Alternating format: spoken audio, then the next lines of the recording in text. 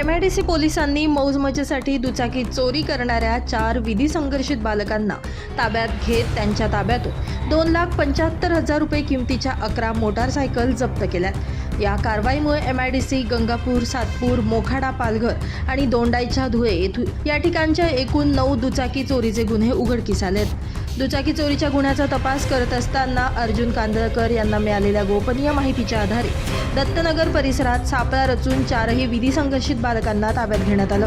चौकशीमध्ये त्यांनी विविध ठिकाणांहून दुचाकी चोरी केल्याची कबुली दिली। ही कारवाई पोलीस आयुक्त संदीप कर्णिक, पोलीस उपायुक्त किशोर काळे आणि सहाय्यक पोलीस आयुक्त डॉक्टर सचिन बारी यांच्या मार्गदर्शनाखाली वरिष्ठ पोलीस निरीक्षक संतोष नरुटे यांच्या नेतृत्वात राजू पाटील, संदीप शेवाळे, अविनाश चव्हाण, तुकाराम शेळके, सुभाष जाधव, संदीप साळवे, समाधान चव्हाण, अर्जुन कांदळकर, खैरनार शेख, सोनवणे, प्रशांत नागरे, शिंदे, बिराजदार जाधव आणि जुंद्रे यांनी पार पाडली आहे।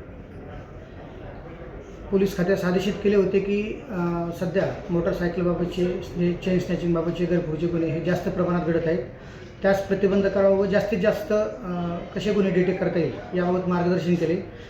त्यांच्या मार्गदर्शनाखाली आम्ही MIDC पोलीस ठाणे गुन्हा रजिस्टर क्रमांक 126/26 मोटरसायकल चोरीचा गुन्हा आहे।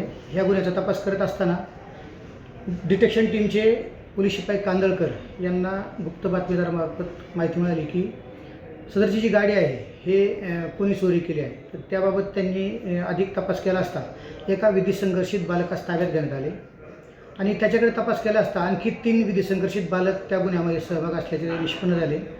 ह्या गुन्ह्याचा तपास करत असतानाच आणखी 10 बाईक रिकवर करण्यात आलेल्या आहेत त्यांच्याकडून। अशा टोटल 11 मोटरसायकली रिकवर करण्यात आल्या आहेत।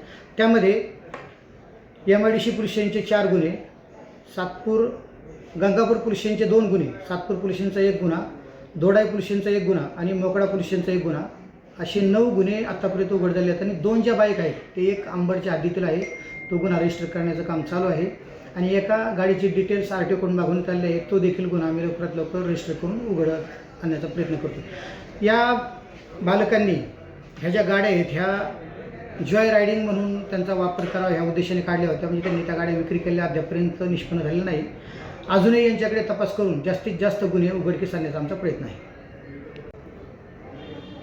सदर गुन्ह्याचा तपास नाशिक शहर पोलीस आयुक्त श्री संदीप कर्णिक सर, झोन 2चे पोलीस उपायुक्त श्री किशोर काळे सर आणि अंबड विभागाचे सहाय्यक पोलीस आयुक्त श्री बारी सर यांच्या मार्गदर्शनाखाली आम्ही करत आहोत।